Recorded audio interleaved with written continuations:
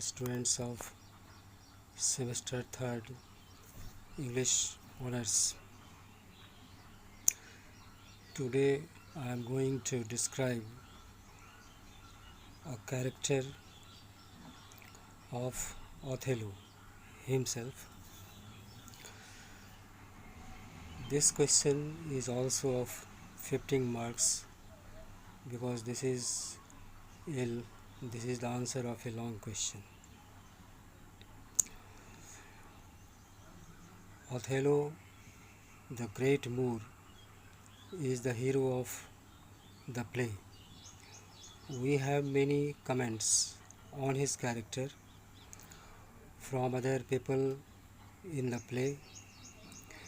Iago informs us that the general is of a free and open nature, that things men honest, that but seem to be so.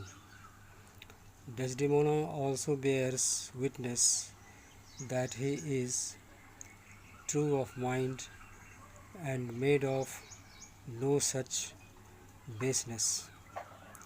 A jealous creature are, and when he first betrays his jealousy, she finds him so changed that she says, were he in favour as in humour altered, I should not know him.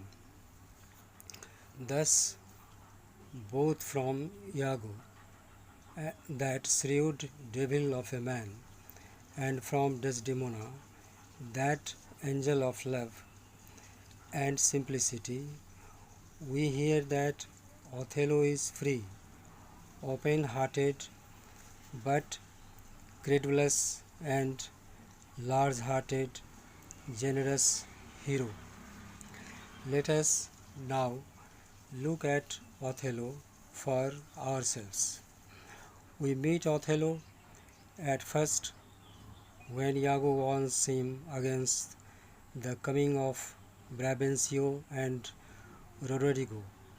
He is not nervous, for he feels no guilt, but he is quite calm and prepared to answer for his actions. He receives an urgent call to go to the Senate. He faces, quite calm and cool, a blustering father, and quells a threatened brawl by snubbing the hot-heads who would fight at any excuse. Were it my cue to fight, I should have known it without a prompter. Thus rebukes Othello to the mischief mongers. Then, quite unperturbed, he goes to face the Senate and Brabantio's accusations. In this short sense, we see Othello as a man of courage, dignity, self-control, and honorable pride. His conduct in the Senate House throws further light on his steadfast and open nature and shows his loyalty to his employers, his love for Desdemona, and trust in his servant Iago. We also learn something of his past life and adventure. His wooing Desdemona when she gave him obvious encouragement. His speech to the Senate gives us also a glimpse of Othello's sensitive imagination of the poet that is in him, interests vast and deserts idle, hills whose heads touch heaven. To call him a poet means more than his being capable, choosing words and rhythms, that pleasing to the ear. A poet is more than a versifier. He sees life steadily and sees it whole. He patterns not only phrases but life itself of a speech. He makes a poem of life of composition a picture. The Othello of Act 1 is a whole man, a man whose life has pattern and purpose. Into his pattern he has woven his courage, his faith in his fellow men, the pride of his race, and now he completes the design with the golden thread of his love and idealization of Desdemona. This sense of his wholeness is adequately expressed when he greets his wife and says, "If it were not now to die, it were now to be most happy." In subsequent acts, we see this wholeness, the unity of Othello breaking up. He himself declares, "When I love, there not, chaos is come again." Soon Iago plants into his mind a seed of doubt, and Othello's peace of mind is lost. He is as yet by no means convinced of his wife's guilt, the same of suspecting her eats at his heart. He must have proof, but this very need of proper has destroyed his self-respect. He is no more a leader of men, constant and unmoved. Farewell the tranquil mind. Othello's occupation is gone.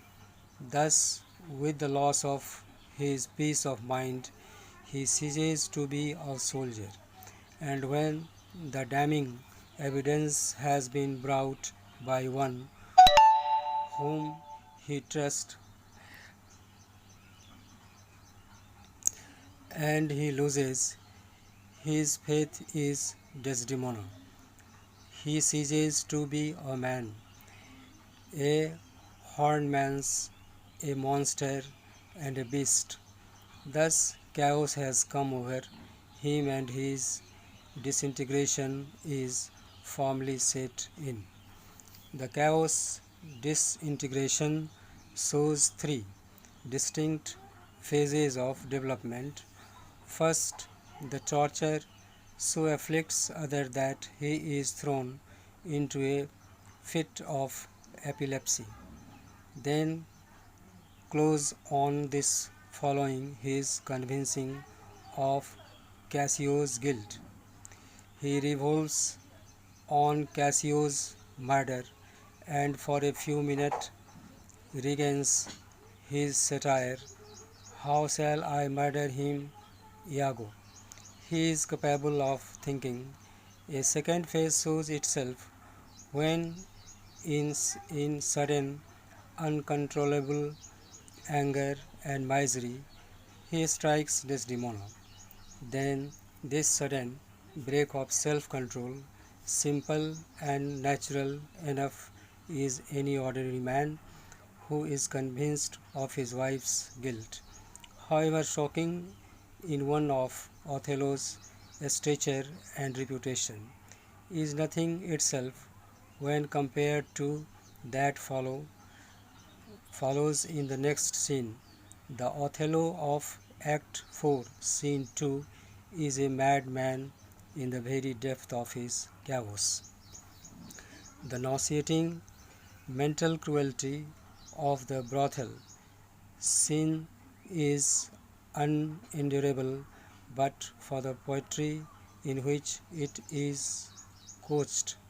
The soldier and the lover have gone, but the poet still remains, even now when all else is perplexed in the extreme. Though Othello, in the sense, comes nearest to alienating all sympathy, he still has a hold on the spectator by his poetry. A man whose despair finds such poetic expression cannot be contemptible. From now onward, we watch Othello's reintegration. We next see him regaining his dignity. He looks gentler than he did. He could sublimate his personal jealousy into a cause. His idealism has won. The Othello of Act 5 is once more of heroic stature. Desdemona must die, but as punishment, not to satisfy Othello, just for revenge, but lest she bravely more men like Cassio, once Othello's closest friend, as well as more men like himself, a sudden return to the physical brutality necessary for a dagger thrust is impossible at this moment. It would be a gross anticlimax. Othello completes her murder with bare hand on Desdemona's throat.